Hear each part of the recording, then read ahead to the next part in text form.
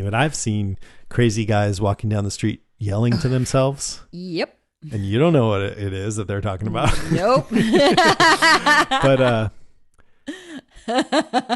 it was one thing that I thought, oh, maybe this is a clue.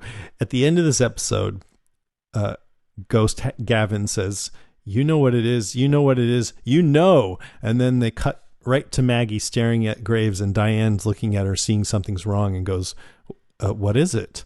Right after they said, "You know what it is," and then Diane's like, "What is it?" What is and it? Maggie goes, "The cost." The cost. So something about just the cost. I don't know, the guilt of the cost. Yeah. I don't really know what it is, but it's something around that. Or maybe Morgan's like rolling through all of his past in his head, and it's just like killing him. Yep. That was, in fact, I think that was part of the Fear the Walking Dead preview that I saw, the extended preview. That Morgan was a part of that too. Yeah, awesome. I've avoided watching any of that. Sorry, I won't say anything I mean, else. I've heard it's good, so the music was great too. Saving it for just watching it for the first time. All right, notes. Does this count? I watched The Terror right after The Walking Dead on AMC. Oh, it was on? I thought it was premiering tonight. No. How was it? We saw episode 1. David and I did, and it's promising. It's super promising. It's got some amazing actors on it. Kieran Hines is on it, and the guy from Mad Men and The Crown, whose name I can't remember right now. He's wonderful though. He was on it. It is, it's Ridley Scott who's producing it, I think, and it's bleak and weird, and scary, but also and scary, and it's of a time. But I would also like to send a note to Britain and say, hey, Britain, if you have the choice between naming a ship the HMS Terror, which is what they did, or Bodie McBoatface, choose Bodie McBoatface. Well, I've been looking forward to this. I haven't seen it yet, but I have a little blurb on it. It says, inspired by a true story, the terror centers on the British Royal Navy's perilous voyage into uncharted territory as the crew attempts to discover the Northwest Passage. Faced with treacherous conditions, limited resources, dwindling hope, and fear of the unknown, the crew is pushed to the brink of extinction. Frozen, isolated, and stuck at the end of the earth, the terror highlights all that can go wrong when a group of men desperate to survive struggle not only with the elements, but with each other. Yep. And so that's a based new on a true AMC story. Series. Yeah, based on a true, like in the 1800s or something like that. Uh-huh. And man, if you are prone to getting cold, make sure you bundle up before you watch this show, because it will make you feel cold. Cool. Yeah, I want to check it out. It's kind of sad though now because of climate change. The Arctic is breaking up, and there's much less ice than ever before. And now that you can navigate a lot of the Arctic waters year round, and it's. I was just thinking, wow, if they were just 100 years, 150 years in the future, they would be okay. It'd be no problem. But then, like 200 years, we'll right? all be gone, Exactly. So. Sweet spot. We're in it right now, living right. it up. Anything else? No, that's it. Okay. Well, I have a little bit more on the Department of Suspension of Disbelief here. Bullshit! So, and I'm going to be lazy because a listener of ours, Chris French, had this great email that summed up a lot of it. So I'm just going to read it. Beautiful. He says, "Dear friendly voices that I love to listen to early in the week. Here's my weekly Sunday night family gatherings opinions on this episode. The attack. The plan to have Daryl drive by all the saviors and be expected to survive was risky. He really expected to drive by them all on his motorcycle and not get shot. It worked, but come on." Yeah. Yep. It was cool, but yeah. To expect the saviors to walk around openly in the dark all confused, then hit them with lights and shoot them was lame. Again, it worked, but come on. That's, yeah, because they were dumb and they just walked right up. The sleepover. Whoa, it looks like they hid. Let's go get them. For everyone to be fast asleep with the front door unlocked after a huge attack is ridiculous. So in that small community, there were no guards patrolling after an evening of a major attack. Uh-huh. Okay, everyone, they're gone. You can go to sleep now, Maggie. Night, night. Additionally, a zombie falling down the stairs and nobody hearing it in that room belongs in the Department of Suspension of Disbelief. Henry's role in this episode felt forced, as I think they felt they needed more drama on top of the zombie action with the lame releasing of the prisoners. Please explain how Carl... Well, I feel like probably with the prisoners, it was like a good time for them to be released when there's chaos going on everywhere. Right. I'll say that. Right. Please explain how Carl gets bit and takes days while these people get wounded and they're Zeds in hours. Well, it's that whole rule of whatever's most dramatic. Yes. So although I liked late night zombies, I felt the writing was the bigger massacre here. Keep up the great work. P.S. Can't wait to see Jadis' painting of Negan. I love the thought of the Jadis Negan road trip. Yeah, I think we're gonna see more of that next week. I hope so. Yeah. I'm actually looking forward to that. Jadis actually spoke a full sentence. Well, she spoke, yeah. What do you mean? A bunch last time. This last time when she was when the reveal was, she was in the car with the gun. You know what she said? Full sentence. She said, "Shut up." And then she clocked him. She would have said, "Shut," before. Right. Quiet. Zip. You, quiet. Zip. Zip. Okay, well, that's it. So, you know what it is, Karen. I sure do, honey. We'll take a break and then... Audible. Woo. So, our Patreon Facebook group has a book club. Did you know that? I did. You guys just read The Boy on the Bridge, right? Yeah. And before that, I didn't do it, but they did The Arrival, which was just that movie with Natalie Portman. And yeah. Which I loved. And so we did Boy on the Bridge, and I joined them for that. And I listened to the audiobook, which is narrated by Finty Williams, who's this English narrator, and she sounds great. How was it? It was good. It wasn't... I didn't think it was quite as good as... Girl with All the Gifts? Girl with All the Gifts. It was a bit similar, but not as good. I mean, it was still really good, though. But it was fun to talk about. But next month, they're doing Ready Player One.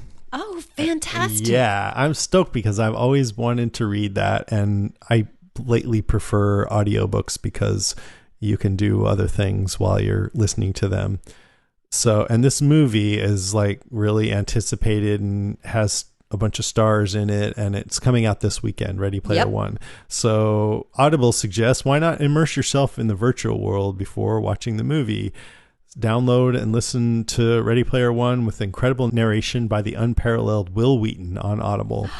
I love me some Will Wheaton. Yeah, that's cool. So Audible's great with an unmatched selection of audiobooks, original audio shows, news, comedy, and more. Audible is a leading provider of premium digital spoken audio information and entertainment. It can be on your phone, in your car, on your iPad or your other tablet. You can do it at home on an Amazon Echo. Audible helps you listen to more books by letting you switch seamlessly between these devices and pick up exactly where you left off. It's great if you have an Echo, which I do now. You can just have it start reading your book while you're cooking in the kitchen or whatever. No way. Oh, that's so cool. So as an Audible member, you get a monthly credit for any audiobook in the store. Doesn't matter what the price of the book is, and the unused credits roll over to the next month. And if you don't like your audiobook, you just exchange it. No questions asked. That's fabulous. Plus, any book you get while you're a member, it's yours to keep. You can go back and re-listen anytime, even if you cancel your membership. So it's all good. To start your 30-day free trial with a free audiobook of your choice, go to audible.com/deadcast, or you can text deadcast to 500-500. So you can get any audiobook you want, although we highly recommend listening to Ready Player One, as I mentioned before the movie comes out. That's audible.com/deadcast, or text deadcast to 500-500 to start your 30-day free trial.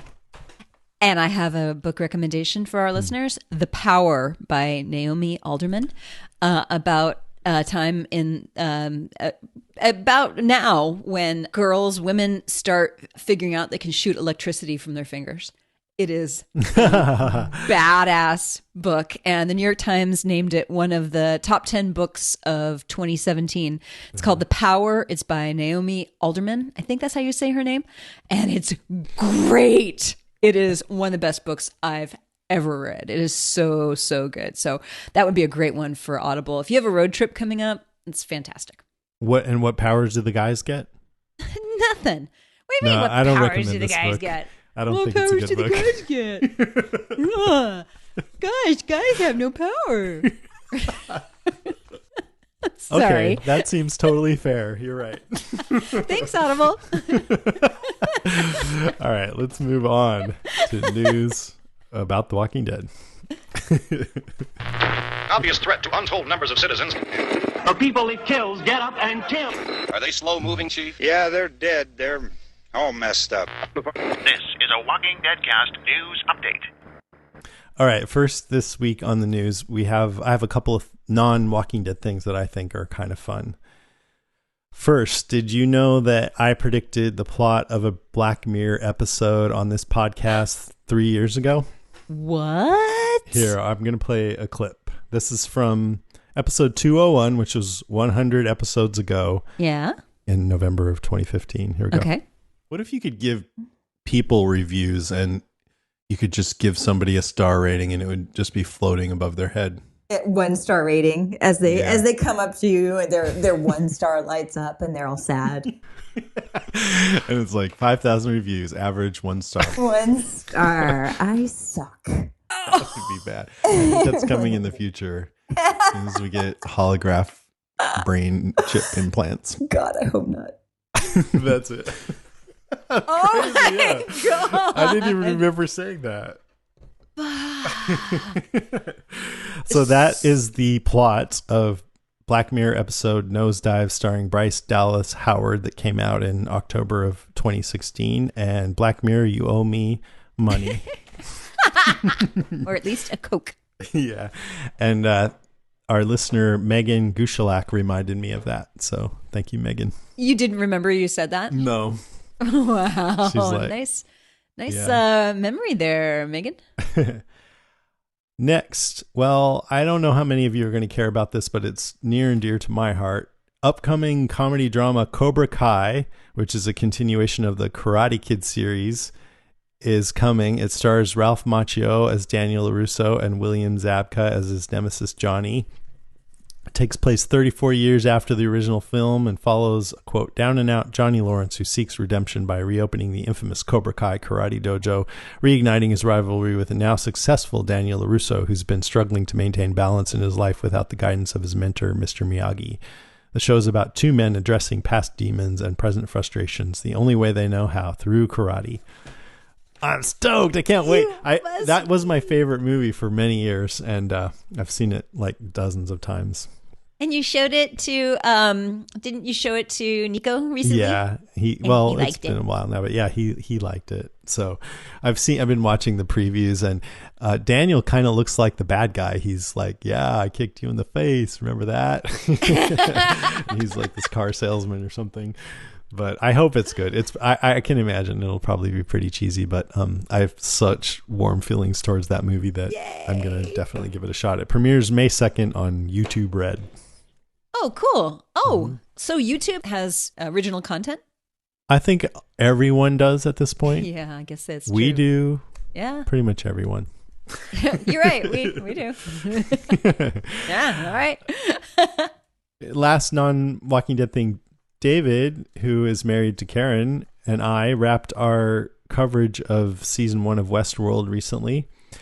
We haven't edited that yet, but I will soon. Good. It was my favorite episode that we've recorded yet. It's good. Really? Oh, Yeah, that's I think excellent. so. Yeah. It was the last 2 episodes of season 1. Yeah. It's hard Yes. because the last one was 90 minutes, and man, it is hard. We should be getting paid the big bucks for that. But I think we did a decent job. And if you want to check it out, I mean, Westworld season 2 is coming out April 22nd, which is less than a month away. And if you want to know what the fuck is going on, I highly recommend you go back and rewatch season 1 and listen to our podcast as a companion to that. And Your podcast is so good. Thank you. You can find it at westworldcast.com. It's funny. I've been pestering David, like, when you guys going to record it? When are you going to record it? And I said, I'm not asking you as a wife and I want to know your schedule. I'm asking you as a fan who wants I have it on you my guys. computer right here. Don't lose it, man. I'm going to be the first person to download it. Well, I really like it. When season 2 comes along, there's 1 or 2 weeks in there where I have a convention. So I would love it if you would take my place and fill in. I don't know if I can. It's deep, man. Well, yeah, I was telling David that once in our next episode where we cover season 2, episode 1, that'll be the first time I've ever covered just one episode. And I'm so glad to not have to do more than one, because one's enough. One is plenty. And I say, I sound like I'm complaining, but it's a pleasure. I mean, there's so much to think about and to dive into with that show. It's really good. So fun to look at. And it's wonderful. By the way, so before we leave the news and other shows that are out there, have you seen yet any of the Philip K. Dick Electric Dreams? Yeah, I watched the first 2 episodes. I thought they were good. I didn't think they were as good as Black Mirror, but I thought they were good. There's an episode coming up. There's actually 2 episodes coming up that David declared. I think it was episode 3 and episode 5, and David declared them as good as Black Mirror. All right. We'll see. I liked them enough to keep watching, so good. I'll give you my verdict. Melissa McBride was interviewed by comicbook.com, and she talked about how in this episode, that Rick and Daryl and Carol and Maggie united in the Hilltops Barrington house. It says, for McBride and other cast members, moments like these are joyous flashbacks to the good old days. Quote, it did feel like the good old days for a minute. Yeah, it did, but it was just under such horrible circumstances. Yes. But it was such fun shooting the reunion, shooting them coming back in, even though it was just devastating news that they were bringing along with them. So it was it was great, even though it was horrible, but it was great. That's true that we really haven't seen them all together. I know. That might be another reason why I like this episode, even though I wasn't realizing it at the time. Yeah, because they were all together. Yeah, it's nice to see. Yeah, agreed. Entertainment Weekly interviewed Jason Douglas, who played Tobin. They say, let's talk about Tobin and Carol, because clearly they'd started a relationship before she went AWOL and left. What was it like after she came back? Because we didn't really see them together at all until this last episode. He says, yeah, I think it was tough on the fans to kind of process because so much time in real time passed. But I think in Showtime, we were not talking about a long period of time because every episode covers 5 minutes. So there was some awkwardness there. There were a couple of scenes where Carol and Tobin are in the same scene but have zero interaction with each other, which seems kind of strange. I was so glad that we were actually able to wrap that situation up with this final episode. Before I turned into a zombie. To acknowledge and have some closure on what happened before. I tried to eat her. Have some understanding about why it happened. I was hungry. So write Tobin's obituary for me. How should people remember his character? I hope they remember that Tobin was a bellwether for what it meant to be an Alexandrian, and as went Tobin, as went Alexandria. They started out as a group of cloistered people, not very good at defending themselves, really good at getting each other killed, and they progressed. They became the types of people they needed to be in order to survive, but they didn't lose their humanity and their sense of civilization and dignity.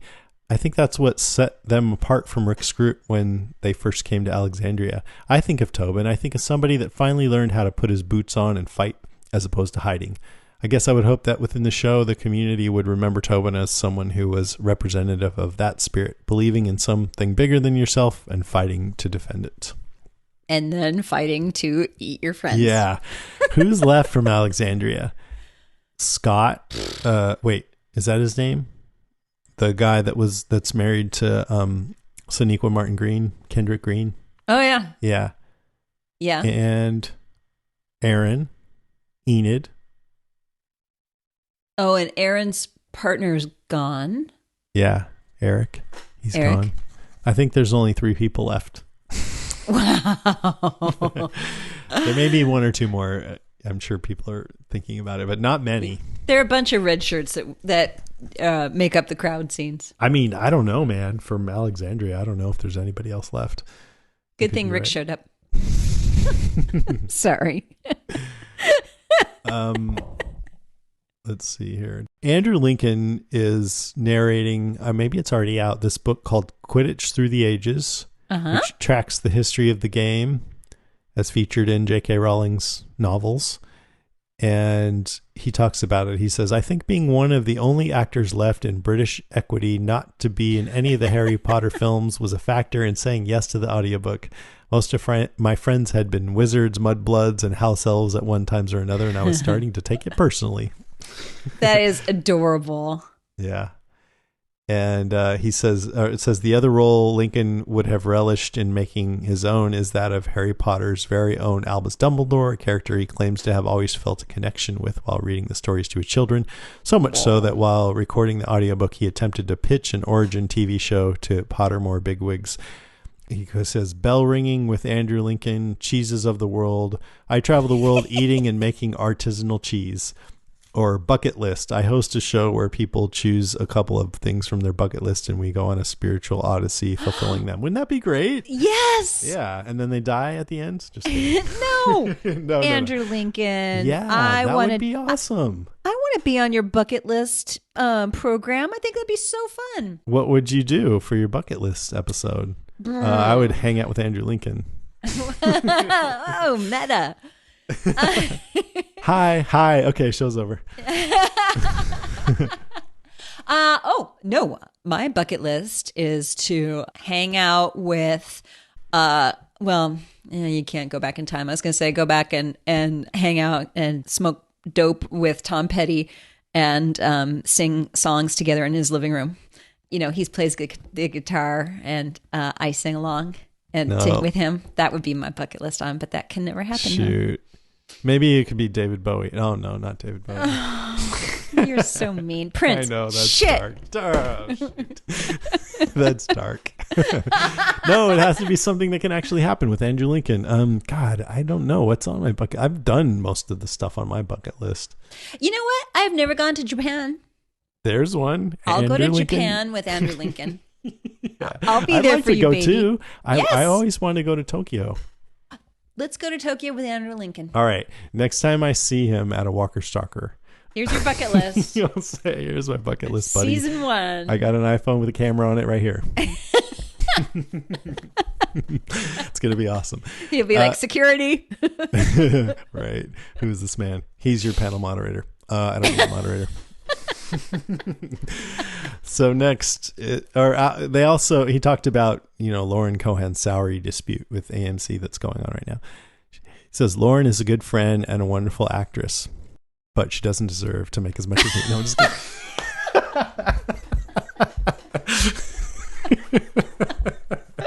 Just kidding.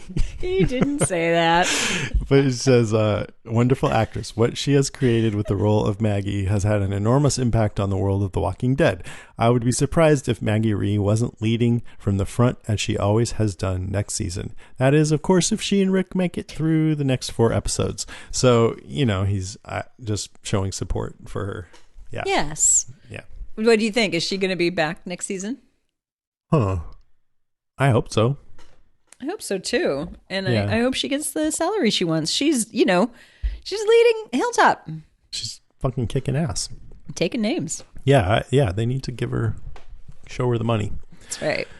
Next and last, The Walking Dead episode 816. So the finale is titled Wrath and will broadcast on AMC from 9 Eastern to 10:10 Eastern. So a little extended there. Yes.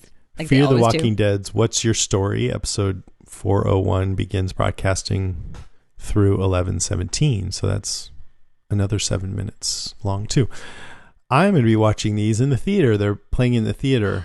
I heard you talk to Yeah. Lucy about that. That is so cool. Yeah. And now I'm even more excited now that they've had awesome reviews of the Fear premiere, so it's gonna be Are cool. you going to see the East Coast time of it, or are you seeing the West Coast time of it? Do you know? It starts at 5:30 Oh, on the West Coast in the theater. oh, that's great. Damn, maybe Yeah. I'll go. Yeah, you should That's come great. or go.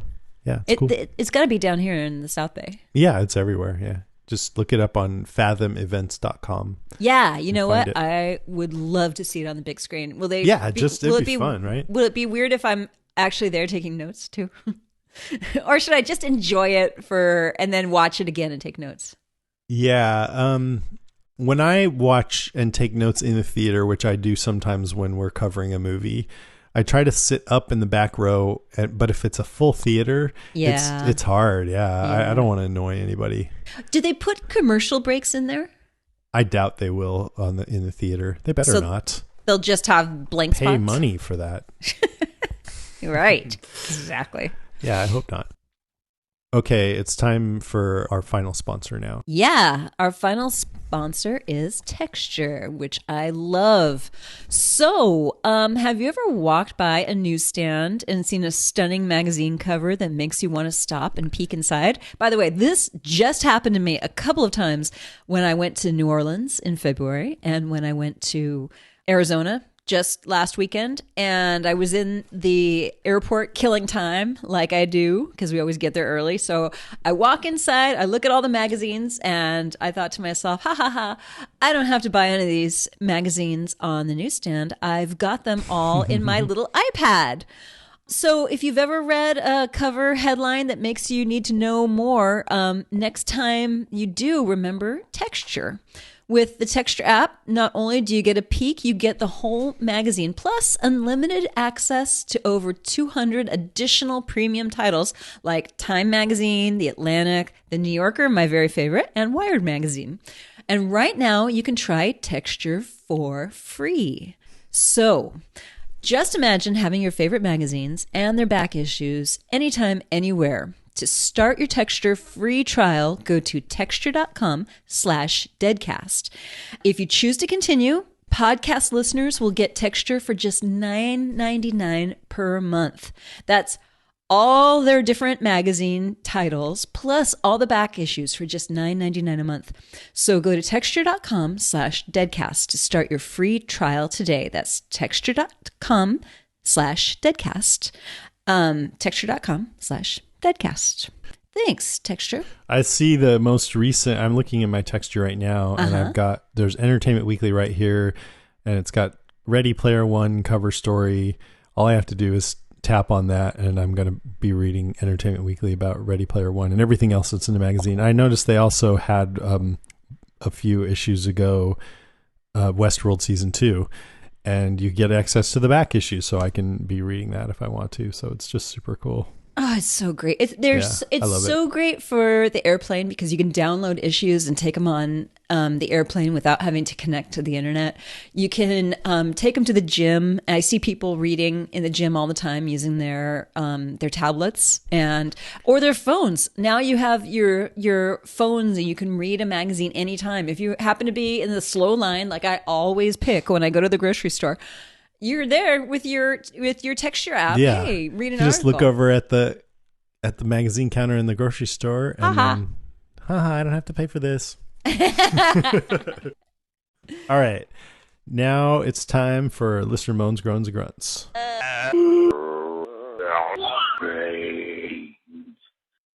Our first one comes from Aubrey Noel, who writes, "This episode was definitely a highlight of the season for me. It had so many great elements, and starting with the battle was a great way to draw us in. I loved all of the different plot lines going all at once, and I felt invested in every one, minus Carol and Tobin. Bye, Tobin. Ha ha ha ha. She always wants Carol to get with Daryl. Oh, honey, that probably is not going to happen. It was especially... You know. No, now it's all about King Ezekiel, baby. Yeah, that's true. It was especially satisfying to see some scary zombie action like we haven't seen in a while. Definitely reminiscent of the prison sickness outbreak scenario. Oh, yeah. 4.5 out of 5 brains. Right on. And when Carver Holtzhausen says, "Wow, Tobin sure got bitey." Hero zombie. Yeah, he just was plowing through those guys. And always in the Yeah. same method. Like maybe it's Tobin just likes the neck somehow, and that came out. He's a neck guy. He spent an hour going around amassing his own Walker army before anyone noticed. And then he got killed. Paula Hopper says, "Stay in the house, Carl Henry." Robin Cooper Simon says, "That was a great episode. I liked how Rick was struggling to get those boards off the window with his axe, but Michonne just pulled them off with her bare hands. Maybe he should have stopped and eaten that turnip for energy after all." Seriously, though, great zombie action. Very excited to see the last few episodes. Eat the turnip for energy. Kind of like Popeye with the spinach. Yeah. Karen, she writes, that was a damn good episode. Very well paced and finally gave us some good action. The action in the beginning of the season was too prevalent, but chaotic and hard to follow. Not so tonight. It felt like an episode from earlier in the series with lots of walker attacks. It did. Des Combs says, "Very solid episode, start to finish. I have no problem with the walker blood affecting some but not others. I'm having trouble remembering, did Gabriel get injured or was it just contact that got him sick? I think most of the people who turned were actually injured." You know, this whole discussion about like what are the rules and like why did Gabriel get sick, and they made it clear that he had an open wound and he the guts, I think, had to do with it, but somebody wrote in and saying something about different types of bacteria and all this, and I just think that's getting a little too into the minutia about it, that the show doesn't really deal in nuances like that too much. That I think they're just trying to say that if you get zombie guts in a wound, you're going to get infected. But it did puzzle me that antibiotics seem to have an impact on that with right, Gabriel. So and maybe some of the listeners have a point. I don't know. He's at the armory right now with Eugene, and we don't know what's going on there. That's true. Did he look sick, or did he look like he got better? He looked bummed. He was losing his eyesight. Right. So now he's blindly helping at the armory. So literally. Enjoy. Jason Robertson says, "No, not Tobin. It was good to see Gavin one last time. Tara's getting past her feelings for Dwight. Hopefully Daryl can too. So far, an amazing back half." You would agree. Pierre Burt says, "I thought this was a very entertaining episode, except for Henry. I just want him to look at the flowers. He's so damn annoying." And creepy. Keith Ackerson says, "I used to love the plot lines, but now I feel like the scenarios are becoming more and more ridiculous. Did the kid really feel like he had to get into the pen with the saviors rather than aim through the fence and shoot whoever he wanted to? Nix from Dried Blood converting people overnight, even though they've doused themselves many times in fresh walker blood to sneak around. This has all gotten so bad, like they're testing to see if the fan base will put up with it." Yeah, you gotta ignore that stuff. Yeah. Why did he go? Why did Henry go in there? I think he just wanted to get up and close with them. He's a kid, man. Well, I think he just wanted to, like, he really wanted to press upon them that he was serious, and it is dumb, but he wanted to get in there and so he could look right in their eyes and be like, "Which one of you killed my brother?" Right. Yeah, I guess. Yeah. I mean, it was a dumb move. Who gave him the key? Yeah, he's clever. By the way, he was walking around with his sharpened stick still. I'm like, maybe somebody should take the stick away. And still, I think it still had blood on the end. It's hard to be a kid in the zombie apocalypse. I think if Nico stabbed somebody through the back of the neck with a stick, I would take the stick away. You're grounded, Nico. Yeah, no more stick for you for one day. Kylie, is it my turn? Yeah. Kylie Colvin says, "Loved the last few episodes." Me too. Great to get some edge of the seat walker scares after so long. Are they finally making a call of Maggie over Rick as leader? Not sure about that one. I don't think so. I mean, I feel like there's still a separation between Hilltop and Alexandrians, and they're expressing a lot of approval for Maggie as leader of Hilltop, but I don't necessarily think they're saying she should be leading all of them At least not yet. It might go that way. It might. Yeah. I mean, that's what it's coming down to. There is no more Alexandria, so it might be interesting to see Maybe what you're happens. right. Yeah, they're all in the same place. So yeah, maybe you're right. King Ezekiel says, "I'm in charge." Rick's like, "No, I am." Wait a second. I mean, Maggie's in charge of Hilltop, so maybe that's where they all are. This is my place, bitches. She goes on, I like the ambiguity and conflict of the prisoners staying to defend Hilltop. Me too. Tara referencing her time with the governor, and Carol being the one who has to kill Tobin. Me too. I like all that stuff. Character-based conflict again. Yay. Sherry Morford says, in all honesty, I've been pretty bored with the show lately, but tonight's episode was action-packed with lots of great Walker moments. The show definitely still has its flaws, but I was interested through the whole episode tonight, and I'm so happy. Lol. Yay. Nice. We're glad you're happy too, Sherry. Emails. This is from Daniel Diaz, who says, hello, Jason and Karen. I really liked this episode. It had a nice flow, and the action was credible. That's when the show gets that point. Hey, this was a credible episode for once. What I learned from this episode. 1, Maggie is not the great leader that I thought, and vengeance is a fairly weak foundation to lay when building a warhouse. That is one possible way to view that, for sure. 2, Negan had a good game plan of infecting the others. 3, Hilltop would be better off with Carol or Michonne as the leader of the group. Yeah, you're not really going that far with it, huh? Like, you're saying, well, we already talked this all through, but he's just thinking that, she's way off base and needlessly sacrificing people, which I don't necessarily agree with. I'm hoping that she's now had a turn of heart. I mean, let's see. Here's the thing, though. If it's clear that she's driven by her vengeance, and we kind of covered this before, but even if she wasn't, this still might be the right thing to do. Right. Right? Because they're being fucked with by the Savior, so why not lure them in and try to wipe them all out? That's right. Yeah. 4, the Walking Dead cast is being trimmed in record pace as the Junkyard people were discarded in the last episode, and now most of the Hilltop group is gone as well. It's really funny because I heard that as the Walking Dead cast. Right. Me too. I almost read it that way. Are we being trimmed in record pace? Oh, the Junkyard people were discarded. Wait, what is he saying? Yeah, are you calling us junkyards? The opening scene, which went from the background shot of patrollers on the wall to Maggie in the foreground, was a great shot. This episode felt like a Fear the Walking Dead episode, which is saying a lot. See, I have to watch Fear the Walking Daniel. Dead. This next one comes from Eric Sherman, who writes, hey guys, I'm all caught up on the current season. I have a few general thoughts on the season so far. 1, Carl's death was the best in the series so far. 2, the way to consume the series, emphasizing maximum enjoyment, is not week to week. You will actually feel like The Walking Dead if you do that. It's a really good show, not a great show, and suffers from diminishing returns at a certain point. I had to give it a break to refresh my festered brain. So, Eric, are you suggesting that Karen and I should wait and do a 10-hour marathon podcast? Oh, my God.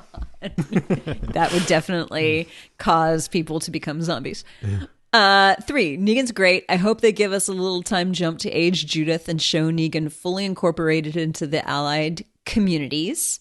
I can't agree with you there, darling. And 4, all about the redemption story. Have Rick, and maybe Maggie if her contract isn't renewed, die a hero's death and have his mission to show everyone through the most epic of examples, Negan, that the biggest shitbags have value and can be redeemed. Oh, man. Don't get bit, Eric Sherman. That's rough, man. You want to have Rick and Maggie die? No. No. Not me. Neither one of them. Hey Zedheads, and welcome to Comic Talk with me, Lucy, and that's it today. It's just me on my own, so I think it's going to be quite a rapid roundup of the similarities between episode 813 and issues 123 and 124 of The Walking Dead, which of course are 2 parts of the All Out War arc. Now, rather than just list through the episode blow by blow, I thought I would talk about the things that were different, the differences between the comic and the television show, the parallels, things that were perhaps modified or slightly altered for the show, and things that were more of a direct lift from the source material. So I thought we'd go for the differences first of all. So the way the pieces are placed on the chess game of the hilltop attack are completely different in some ways from the comic. So we've got, on the page, we've got Maggie being held back in the house at Hilltop because she's pregnant. It might be worth pointing out here that comic book Maggie actually has a little bump at this point. It makes an appearance on a cover of one of the All Out War arcs round about this time. So Negan's there and Maggie's not, and obviously in the show we've got Maggie front and centre and Negan nowhere to be seen, presumably being painted in some sort of futuristic nudist cat position by Jadis. It's also worth noting that Negan, although his role is very similar to Simon's in the show, he's much less willing to attack the hilltop. It's a last resort. They cover their weapons at the gate in the zombie guts rather than coming 100% prepared, and Negan still seems to believe there's hope of surrender. This ties into one of the next parallels, which is Dwight's arrow. So in the comic, we see a very similar setup where Dwight and Negan are around a corner with a view of Rick. Negan is encouraged and enthusiastic about shooting Rick, and Dwight comes in with his supposedly poisoned arrow, which we later find out is of course a clean bolt. Rick is shot at this point, and here Negan feels a sense of satisfaction because he thinks that the battle is lost and won because Rick will soon die, and this is what they need to do to reclaim control of these people. Obviously we see this play out slightly differently on the screen here. Rick doesn't get injured in this particular conflict on screen. What we see is Tara and Simon prowling around the corner with Dwight ready to attack Tara with his dirty hatchet. Dwight, on the other hand, steps in and shoots Tara. Now, while we can't confirm or deny anything that's going to happen in future weeks, it certainly looks as though Tara may well have been hit with one of those clean bolts. So here's hoping that they realise that before they do anything drastic for her or to her. Another parallel is the death of Marcus. Who is Marcus, you might ask? Marcus is a character who appears in issue 123 of the comic, later dies off page, and we're informed of his death in issue 125. The reason I mention Marcus is he's stabbed in the stomach much in the same way that Tobin is, and escorted to the infirmary by Michonne in a not dissimilar way to the rescuing of Tobin by Siddiq and Carol. There's a slight verbal parallel at the start of the conflict on the page where Negan is addressing a guard on the hilltop gate who advises that he's not talking to Rick, he's talking to me. That's the guard speaking there, and Negan is slightly frustrated by this, which is reminiscent of Simon mentioning that Maggie is talking to him rather than Negan Prime, as it were. We've got some direct lifts.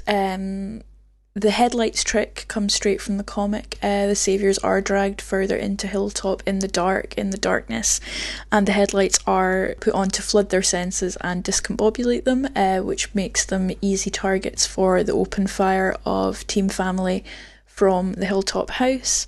The line about the bolt wound from Dwight being just a scratch, although it's not said by Rick, is a lift from the comic when Tara says it. There are some dissimilar aspects in the sense of how people come to the same conclusions. In the comics, they notice slightly more quickly that people are getting infected. You hear people who have been wounded by the Saviour's weapons comment on the fact that they're feeling unwell, that the fever's taken them, and they're feeling basically not in a good way, whereas in the show, this wasn't made as apparent. In terms of figuring out the Saviour's tactics, it's Jesus, sadly underused Jesus in the show, I might say, just putting a little bit of my own opinion in there, sorry guys. It's actually Jesus who, along with Michonne, finds some knives outside Hilltop, one knife in particular that has dried blood on it, blood that's too dry to have been from that battle, and from there they figure out the tactic of the tainted weapons. Generally, though, it was quite a nice homage to the comics. There were some direct lifts, some indirect lifts, and some nice changes, I think. Having Maggie out front, baby bump or not, was definitely something to look forward to. And it's interesting to think about where Negan is at this moment in time and where he might end up. In both the comics and I think in the show, this hilltop conflict comes as something of the calm before the storm. So we have this battle, a slight break, and then the final showdown between our heroes and Negan himself. How this will play out in the show remains to be seen. But going on what we've seen this episode, I am excited by the continued dedication to the comics that the show is showing at this point. So hopefully we'll be back with you next week to look at episode 814 and how that relates to the comics. For now, stay safe, don't get bit, and we'll see you next week.